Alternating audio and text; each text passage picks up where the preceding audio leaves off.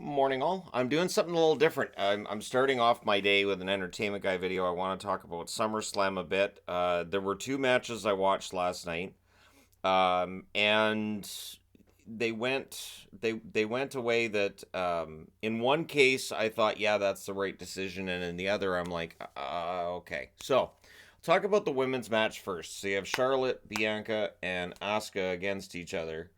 The decision to have Belair win the title back kind of made me groan a little bit. And I'm going to explain why. Because Asuka was kind of the forgotten one throughout the build to this one. It was more of a, hey, it's Belair and Charlotte and who's going to win. And it's like, okay, are we forgetting Asuka's in this match? It kind of felt like they did. And then the match itself, it felt like a lot of it. Asuka was outside the ring and not part of it.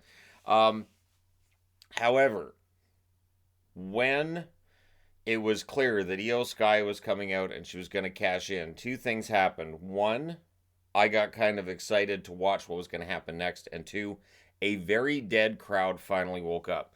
One of the reasons that I did watch that match is because I was seeing complaints online that the crowd had been dead all night, that there was nothing from the crowd. And yeah, that was true through that women's match. The crowd didn't care. Now there were some that I'm sure did, but yeah, what you could hear on TV was a lot of silence and a lot of just, you know, nothing, which I think is partly related to what I talked about in my last video talking about wrestling. I think that we see so many high risk maneuvers. We see so many crazy things all the time that when we have a match that has high risk maneuvers, as fans, we just kind of don't care now like we should. Although there was the one moonsault that Charlotte completely missed. That was right before the Asuka DDT, which I didn't think really connected either. They didn't show a replay that I saw of Charlotte with that moonsault off the top where she absolutely just completely missed. She landed on her feet, but she completely missed the mark on that one. But they did show the replay of the DDT, so maybe that one connected. But outside of that, when Io gets in there, and what I loved was Bailey carrying the case. Like they thought this through. This was good. Bailey carrying the case and bopping both Oscar with it and Bianca like you guys aren't getting involved or Charlotte, and so they wouldn't get involved. And then going in the ring, taking the shot from Belair so she could roll out of the ring, and Io cashes in and wins the title. And Io Sky is champ. I 100% support that. I did watch her in NXT and Io Sky, then of course Io Shirai. Um, Very quickly became one of my favorite wrestlers. Period. Like just absolutely, she can absolutely do things when it comes to that top rope stuff, which again can be overdone. But she does things off that top rope that there are very few women that can do in the world, much less just in WWE. So I thought that was great. I was like, that's awesome. And on social media, Bailey and the rest of Damage Control. And it was nice too to see all three members of Damage Control in the ring and celebrating the moment. And I'm sorry, but based on the crowd reaction, their faces right now, I don't know what they're going to do to get over his heels next match. But yeah, they certainly look like faces in the way the crowd reacted. And their celebrations seemed genuine. Because I think on some level I had expected that when Io won, that Bailey would turn against her, like she's usurping her power, and maybe that's where they'll go with it. But man, that match that was great. However, the it was a bit overbooked. I thought too. I did think it was a bit overbooked. It was like this is a bit complicated. If I was watching this with somebody who doesn't watch wrestling, they'd be confused as to how somebody wins the title and loses it 20 seconds later.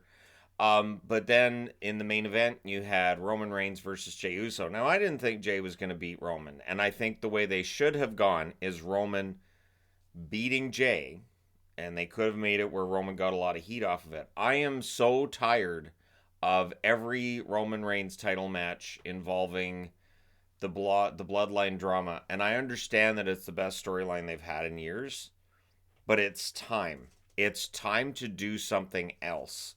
That's my opinion. I know it might be an opinion that most don't share, but I think it's time to do something else personally because I shouldn't be groaning at the finish. So when Jimmy Uso comes out and costs Jay the title, which from a storyline perspective doesn't make any sense. Now I have no idea, or I have no doubt that those four. So you've got Jay, Jimmy, well five because you got Jay, Jimmy, Roman. You've got Solo, and then of course Paul Heyman. I have no doubts that they can come up with something that will explain this, but I'm kind of over it. Like I'm honestly I'm kind of over the whole bloodline one twist after another twist after another twist. Come here, sweetie. Is your brother chasing you around while I'm doing a video? He does that, doesn't he? So I really don't know that I have the patience for more of it. And again, it is the best storyline they've had, but to me, it felt like in that moment, I was like, okay, so we're going to artificially continue this forever. Like and if it's to get Solo to take the title off of Roman, fine. But you don't have to have Jimmy turn against his twin brother. And obviously, we've seen where twins turning against each other or just siblings turning against each other. It doesn't usually go anywhere. It usually ends up with them having a tearful reunion just a few months later because it doesn't really work all that well. Now, I will say this, I have thought for a long time that Jey Uso could get over as a main eventer. That Jey Uso could win an Intercontinental title or a US title. But the idea that they're just extending this feud. And again, Roman's title reign has gone on for a very long time. And I kind of get that too, and I don't know if they're waiting until he passes a certain magic number. You want down, sweetie? She started giving me kisses. That normally means, okay, I love you. I want down. Okay, I'll put you right here. Okay. So your brother can't bother you. You gonna leave her alone?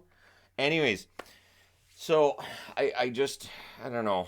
I found it kind of anticlimactic. And maybe it's just me. Maybe I'm the only one that's saying they're going to keep this going forever, aren't they? So now we're going to get a 20-minute promo where Jimmy comes out and explains he did it for The Rock or whatever. And I mean, The Rock's part of their family, so why not, right? It might make more sense than back in the day when Rikishi did it for The Rock. I've been watching wrestling a long time. But I don't know. I'm kind of tapping out on that one. Uh, I'm kind of done with it. I'm anxious to see what happens with the women's title now that Io Sky has it. And if this builds to Asuka versus Io Sky while Belair's fighting with Charlotte, I'm all for that. I was concerned that Charlotte was going to win her 15th title reign. It's so ridiculous when you say it out loud. 15. So half of them are like less than a week, right? But we got to get her, into that all-time title reigns sort of number, and it does get ridiculous. Even though Flair's record is hollowed, and it should be, I really don't think you need to push somebody towards hitting that same number. I'm still surprised Cena didn't break the record, to be honest. And I don't know if that was his call or WWE's, where he didn't actually break the record, but at any rate, we'll see where it goes. Let me know what you guys think. Are you more excited about the Bloodline storyline now than you were before? Or are you, are you really intrigued to find out why Jimmy would all of a sudden be a heel again within a couple of months of turning face? And just let me know your thoughts. Don't forget to hit like and subscribe if you're browsing your way through. You just happened upon this video. And the other question I would have is, it did go on for a while. So was SummerSlam an event that you look back on and say, like last night's event, you'd look back on and say, it was worth every minute? Or is there something you would have cut? Is there a match you would have cut down? And the dead crowd, does that mean that Detroit doesn't get another pay-per-view, or was the crowd dead for good reason?